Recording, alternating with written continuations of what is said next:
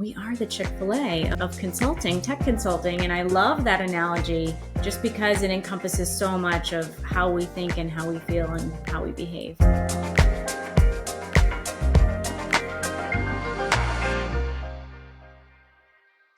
everybody. Welcome to the Tech Tea podcast with McLean Forster. We are Heather and Larry McLean, bringing you the latest in technology and trying to make it easy for you to understand. Hey, Larry, how are you doing today? Doing great. Thank you for asking. Good to have you here again. What are we talking about today? We have a couple of things. The main topic for today is basically how we as a company treat our customers. We are the Chick-fil-A of tech consulting. I love this. And you're going to explain that here in a minute. But the second topic is our emerging tech. What's the latest and greatest that's hitting the market? You're going to tell us about the OpenAI Model 03. So is this our what's the tea? What's the tea? That's right. Yep. Okay. So what's the tea? Well, if you haven't tried OpenAI's latest O3 model, you're probably missing out. It is really, really good. If you're trying to use it for something just like regular, help me write an email, something like that, you're probably not going to see a huge difference. But if you give it something that requires a lot of reasoning and something that you really need to think through, it needs to maybe go through multiple steps and look at several different documents or kind of work through a problem, it's going to really shine. So I really recommend you give this one a try. I know it feels like there's a new model coming out every week, and it probably is almost true. I think there is. But I don't know. Have you used it yet, Larry? What do you think? I have. And you're right. There are different models and even different other branded models, right? So ChatGPT is a great one we use. Claude, there are others. But yeah, you need to find the right model for the purpose. And each one has its own strength and weakness. So ChatGPT 03 is great at reasoning, as we're finding out. Yeah. Another thing I was reading recently was, if like I said, you're using it for sort of everyday use, you're not using it for deep thinking, you're probably not going to see a difference as some of these newer models come out, because that where they're really shining is in this reasoning ability. So it's a kind of an interesting place. They're so good that the normal things we're using it for, they're going to shine for those. All right. I'm excited. So these key piece to these GPT models too is it's an aid. And you really have to you hear a lot of people banter on LinkedIn just recently that I was a part of. And it kind of came back to, well, look, you can't just believe what the AI says. And there's a reasonable amount of truth to that. You have to know the subject. We use it here. But when we use it, we typically know the subject and we know what's right. We know what's wrong. We know what's true. We know what's not true. And so when you get outputs out of these AI models, you need to be aware of what you're getting and whether it applies or not. So there's a caution that comes with these. For sure. I always fact check, especially if it gives me a statistic. One, you can ask it to give me the reference. Where did this come from? Or you can ask it to sort of explain the fact, and you can look it up yourself perhaps. But I never trust statistics coming out of the model. I always check them. That's a really good point. As I was doing a presentation recently in my research, I wanted to find some corporate examples of the subject I was talking about, and it gave me a corporate example. And I said, okay, well, where'd you get that reference? And it came back and said, well, this is like things that could happen. I said, well, so do you have a specific reference? And it finally, almost like you're talking to a child, it came back, no, I really don't have a reference for that. It'll make it up. So you got to fact check it. Okay. All right. So this week, let's move on. You came up with the concept of we are the Chick-fil-A of tech consulting. Where did you come up with that? Because I like it. I was listening. I think I was listening to a podcast or something, and this whole idea came up about how Chick-fil-A treats their customers and how they've really pulled ahead in the market because they prioritize the customer experience. And I started thinking about that, and I was like, wait, that's us. We do that too, right? Because that is one of our big things, is like we really prioritize that customer experience. We focus and we try to think of things from our client's perspective. We try to make decisions with their best interests in mind. And so I thought, we are the Chick-fil-A of consulting, tech consulting. And I love that analogy just because it encompasses so much of how we think and how we feel and how we behave. I mean, when you're going to Chick-fil-A, some of the highlight moments, I think in the article or the story was, you're sitting at your table, and if your drink is nearly empty, they'll notice it. They'll come by and they'll ask if you want a refill, and they'll go get you the refill. Right. They every conversation ends with my pleasure, right? Mm-hmm. Because that's worth something. It comes back to what's value. right? I think, it's a mindset. It's my pleasure mindset, meaning I'm here to serve you. And that's how we treat our employees. That's how we treat our clients. We're in this business to serve others. And so when you come at it from that attitude, that approach, like it really does like change how you approach every situation. I agree. So I think you have a good example recent. We sat down with a customer, had an engagement. Walk us through that. Yeah, great example. So we just hosted a scoping workshop with one of our new clients, and it was a whole day. It was a lot of fun. It was very focused on helping them figure out what does their product look like, who is the product serving. We kind of walked through a number of exercises to get to an understanding of what the product would be. I mean, but our preparation for that was, 2 weeks before, when we started thinking through like what does the agenda need to look like to get to this client's goal, right? It's not just a generic agenda. It's very tailored to what we needed to achieve in that workshop. Even things like we brought in pastries, we brought in lunch, we had coffee. It was we had a place where we could kind of be by ourselves in a conference room, and there was no other distractions around. So really us prioritizing that experience that they were going to have as part of this workshop. Even our seating, I would even say that that's something I brought from my background is group dynamics. So when you're trying to create and you have potentially different perspectives, where do people sit around a big table? You don't place your team on one side, their team on the other, because immediately that has an artificial divide. Intersperse yourselves among them, because then you're now collaborating. You're next to that person that you Right. may agree or disagree with. Right. And the whole event was collaborative, down Absolutely. to the seating, because we didn't want to just be talking at them. We actually needed them to be sharing with us. And then, we might push back or we might have an alternate idea. And, by the end of the day, we collaboratively came up with the idea for this product. And it was a lot of fun. And I think they really appreciated our attention, our focus, our preparation. And that's what I'm talking about when I say we're the Chick-fil-A of tech consulting. What I liked about that engagement as well came back to a lot of tech people, a lot of us geeks often will talk about the technology.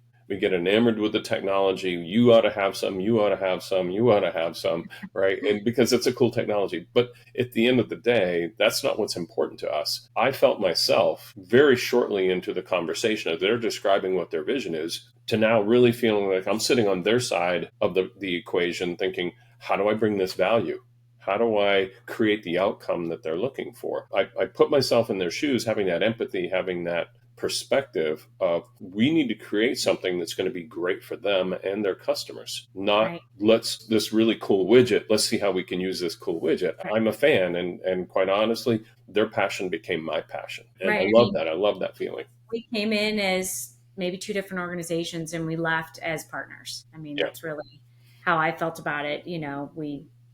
We got to know each other as people and start to build trust. And that trust is just an essential element into any engagement that you go forward with, because you can always come back to that, okay, that trusting foundation. And we'll bring it back full circle to the whole Chick-fil-A perspective, but it's about creating that relationship with your customer. And for us, I loved our team and their team working together because as the day went on and different visions or capabilities were discussed, it was all completely regenerative feedback by anyone sitting around that table. It's like, well, what if it could do this? Well, what if it could do that? How Right. would this bring value to them? How is this a differentiator in the market for you? And that's how the conversation went because, again, we've really felt like one team. And I think that's a huge difference. I'm not in there for someone to buy a green widget from us. We're there to create an outcome that's going to provide value to them, and value is only in their eyes, not in ours. Right. It's definitely not transactional.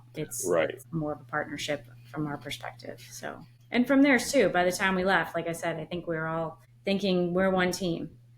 And so that was just a scoping workshop, right? So let's say, we start our engagement with them. We'll have a kickoff where we'll revisit and we'll break down some more key aspects of the project and how we work together. So we set the stage really well for that engagement. Then we'll have, weekly sessions where we're talking about requirements and scope. And well, would you like it to do this or that? And then we're giving them demos every other week of working software and getting feedback so we can make adjustments. And then even like a quarterly business review, right, where we sit down from more of a strategic view and say, okay, how are we working together? What's coming up? What do we need to prepare for? Are there any things that we need to discuss, any concerns, right? So the relationship just keeps building and it keeps continuing because we're partners, we're Well, collaborating. and that trust is a key element. And we've talked about it already a couple of times, but it comes back to you can have, as Ray Dalio would say, radical transparency. You can tell them that here's exactly what it would be like. Here's exactly this. Here's exactly that. Instead of trying to, well, yeah, sure, you talk around a subject. You're on first name basis, and there are two CEOs sitting in that room, and it's first name basis and totally collaborative Right. and radical transparency. That establishes that trust. Right. So let's talk about, I don't know, a little bit about how we get our team to have this attitude, this approach. From my perspective, sometimes software engineers are very technical, and sometimes it's hard to pull yourself out of a very narrow view to like a bigger perspective and put yourself in your client's shoes. So one of the things that we do is we start with who we hire, right? Because we're hiring senior engineers who have a lot of experience and who have been consultants for basically most of their careers. And so having that client perspective throughout the project is not a new thing for them. But we do have to keep reminding ourselves, right? Like it's very easy to kind of get deep into the project, get your head down, and you're moving forward. And you have to kind of remind yourself, wait a minute, let's make sure we're making these decisions that are best from the client's perspective. We're being good stewards of their money. We're seeing, even an email you might send, how would this be received? How should I word this? You got to put your consulting hat, as we like to say. You got to put that consulting hat on as you're going through any interactions with a client, because we really want them to know that we're there working on their behalf. We're serving them. Well, and I think also that what you're describing becomes the culture, right? Right. And the culture starts at the top. So if you look at you, if you look at me, if you look at Rose and others in the organization, you say, okay, well, what's important to us? Did we get into this business to make a quick buck? No, absolutely not. Right. Everything we do is for the long game. It's to build trust. It's to build relationships. The partners we choose, the companies we choose to work for, et cetera. It all comes back to, is it a good cultural fit? Right. And so by starting that at the top and then ensuring, as you pointed out, ensuring that you hire in for culture is just as well as you do skills. It's a very important cog in the whole wheel to say, how does our company operate? How do we treat our customers? It's part of our mantra. It's part of our motto: do the right thing and do the thing right. Mm-hmm. It's part of our core values. Service is one of the four. And so, you're right. It's instilled hopefully in everything we do and the way we behave, the examples we set for our entire team. And I think also too, having a perspective and context as we do work, as we have these engagements and we perform work. And it's not about the outputs, it's about the outcomes. There's a huge difference between the two. An output is just something you did. What's the outcome? The outcome carries it full stream all the way to how does the customer realize what we did to enable their customers? Right. That reminds me of, in Agile, we want to deliver value as quickly as possible. And you could be working all day long on out and giving a lot of output, writing a lot of code.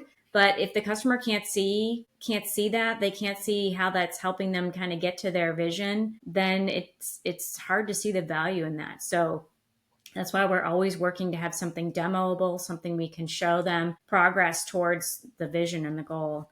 And so got to keep your eye on that. Are we providing value perspective? Right. So let's talk about the second half of our approach, the people first part. What does that mean? Yeah. Those are the two ideas that we had in mind when we started the business: customers first, clients first, and people first. And so that means, covering the basics as far as having great benefits, having a generous PTO program, just treating people like humans that we care about and helping them achieve their career goals, helping them deal with scenarios when things don't always go right in everybody's lives. And we have to have empathy and we have to make sometimes accommodations to help that person get through something. And when you're always trying to put them first, then I think those things become easier. We're not going to lay people off at the first sign of trouble, because we value them and we want to do as much as we can to help support them. I think, doing this a a little bit later in our careers, it gives you a different perspective than when you're younger. When you're younger, you kind of have this perspective, no one can make any mistakes. And it always has to be perfect. And it always has to be this way. And you have Right. this disoriented mindset. And as you get older, you've made those mistakes and you've seen others make those mistakes, and you know Right. it's inevitable. It's how you respond to them and how you make corrections so you don't make the same mistakes again. Inevitably, there are going to be things that don't go perfectly, and how do you respond to that? And if you're that authoritarian, demanding person, that doesn't create a good culture. It just makes people want to leave and get away from it. Right. I mean, I want people to love coming to work for McLean Forrester. I want them to be excited about the thought of Monday morning, right? And not fearing that and having anxiety over that. I think we've all been in that job where you're dreading Monday, and that's an awful place to be. So we wanted to create a culture and an environment where it was fun to come to work and you were excited about it because we're doing cool things, right? And that's why we focus on AI and emerging technology, because that's where the fun's at right now. And commodity type code, that's not for us. That's for a different type of organization. But we want to do fun and exciting things that are going to bring in some of the top talent. And from a client's perspective, it comes back to that engagement with us. They have your email, your phone number, my email, my phone number, Right. and so on and so forth. If anything starts to go awry, call. Right. And Just we're call. in the beginning of those engagements so they get to know us, and so that we start building that trusted partnership, and they know like they can just pick up the phone and call. And I also hope they know that we're going to be straight with them. We're going to give them even the hard news, sometimes the tough news. We're not going to let it sit. We're going to put it out there and we're going to work through it together, because inevitably projects have challenges. You learn things you didn't know about. That's going to happen. I've never been on a project where those things didn't happen. And so you need to be able to communicate those and work through it together. And keeping that mindset of outcomes and value help drive some of our engagements, because an example from one of our latest was there was a feature potentially that a customer wanted. We kind of explained to them, I don't think you want to spend your money on that. You're not going to realize the value that you think you Right. will out of this. And so it's that advisory service that builds Exactly. trust over a long time, because we don't treat these things as one-offs and just make a quick buck and go on to the next one. It's about building those relationships and playing the long game. Yeah. And if we advise someone that's, it's probably not smart to spend your money on this thing. We can build it. And if you really, really want it, we'll absolutely build it. But our recommendation is don't waste your money. And Exactly. it kind of comes down to spend your money wisely. We want to help you spend your money wisely, not frivolously. Right. Right. That's playing the long game, like you said, right? We're not in it for the short-term win. We're in it for the long-term relationship. Right. And I'm reading a book now about the early days of Amazon, and they're relatively successful. And that's Every what, day. They yeah, come to my house every yeah. day. But Amazon is just pretty amazing of how they started. And they said, early on, and these were two senior executives who were very close to the top, and they wrote this book, and it's incredibly interesting of everything that was pitched. And they found it interesting. As new people came in, they had to adjust to the culture, because the first question back to any pitch, any investment was, how does this benefit the customer? And that floored a lot of people, because they came in thinking internally when they should be thinking externally. And that was always a hard question back to them. And they would have to go back and try again if they didn't have a great answer, was, how does this benefit the customer? And so Yeah. I kind of love that mentality. And I kind of feel the same way for us is, what's the point here? Well, it needs to benefit the customer. Exactly. Right. And sometimes that means we make sacrifices. Sometimes that means we don't charge a customer for something because we didn't think they got any value out of it, or because we're in it for that long-term relationship. Right. Right. What All right. else? I don't know. I think that pretty much covers it. I mean, it's that white glove. Yeah. It's my pleasure kind of service that we really focus on. That's what we're all about. The So, concierge. I always like throwing that word out there. The concierge. It's like, well, all right, well, I'm in the hotel, and there's a concierge at the hotel. I just use the concierge if they had one, just because I can. That would be cool. Where's the latest? What's a great place to go eat? And they give you great advice. And that's the role we like to play. Is technology, especially emerging technology right now, is broad, it's deep, it's confusing. Having a trusted advisor that can come in and give you the right information, it's going to help your organization, your business become more efficient, explore new opportunities. All of those things that emerging tech today can do, you have to have that trust right up front, and you have to have that relationship with the customer that they trust you because you're a trusted advisor. Yep. First. So if this sounds like something that you'd be interested in working with us, give us a ring. We'd be happy to sit down and chat, no obligations. We just love to meet new people. And I find that there's so many people out there doing so many exciting and different things. I learn about something new every day. And Conversations are free. really enjoy that. Yeah. All right. Well, thanks everybody for joining us. This is us signing off from Tech Tea Podcast with McLean Forster. See you next time. Bye. Bye.